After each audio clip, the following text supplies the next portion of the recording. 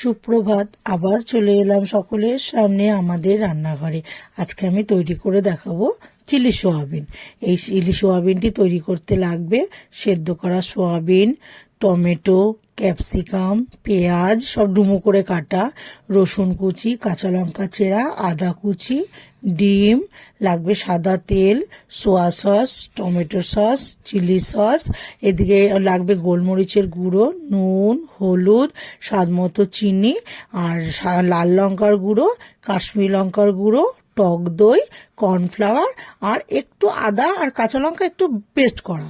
প্রথমে আমি সেদ্ধ করা সোয়াবিনটার মধ্যে নুন, হলুদ, গোলমরিচের গুঁড়ো, তারপরে হচ্ছে টক দই আর আদা বাটা, এগুলোকে দিয়ে আমি ভালো করে একটু মাখিয়ে রেখে দেব।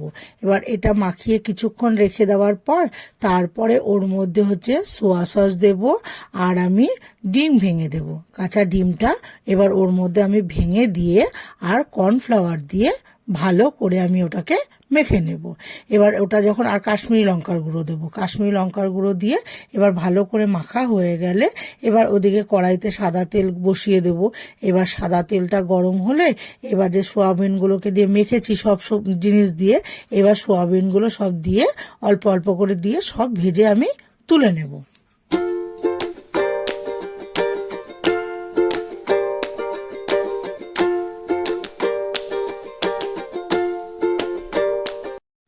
এবার সোয়াবিন ভাজাগুলো তুলে নিয়ে ওই তেলের মধ্যে আদা কুচি, রসুন কুচিটা দিয়ে দেব। দিয়ে ওটাকে একটু নাড়াচাড়া করে যখন একটু ভাজা হয়ে যাবে তখন আমি ওর মধ্যে পেঁয়াজ, ক্যাপসিকাম, টমেটো, চেরা কাঁচা লঙ্কা এগুলোকে সব আমি দিয়ে দেবো।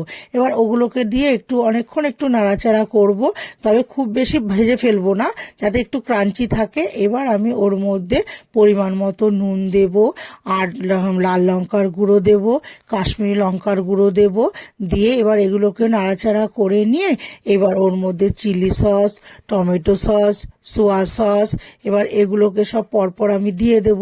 দিয়ে আবার একটু ভালো করে মিশিয়ে নিয়ে এবার ওর মধ্যে একটু সামান্য 2-4টে একটু চিনির দানা দেব। দিয়ে আর আদা বাটা দিয়ে তো আমি ওটাকে যখন ম্যারিনেট করেছি দিয়েছি, কিন্তু ওই আদা বাটার বাটিটা ধুয়ে আমি একটু আদার গন্ধটার জন্য একটু জল দিয়ে দেব। দিয়ে এবার এটাকে দিয়ে একটু ভালো করে মিশিয়ে নিয়ে এবার আমি যে সোয়াবিনগুলো ভেজে রেখেছি এবার ওই সোয়াবিনগুলোকে ওর মধ্যে আমি দিয়ে দেব। এবার এই সোয়াবিনগুলোকে দিয়ে একটু নাড়াচাড়া করে অল্প জল দিয়ে দেব। এবার এই অল্প জল দিলে জলটা ফুটে উঠলেই তারপরে আমি গ্রেভিটাকে একটু ঘন করার জন্য কর্নফ্লাওয়ার কিছুটা জলের মধ্যে গুলে এবার কর্নফ্লাওয়ারটাকে ওর মধ্যে দিয়ে নেব। দিয়ে তাহলে ওটাও ঘন ঘন হয়ে যাবে গ্রেভিটা।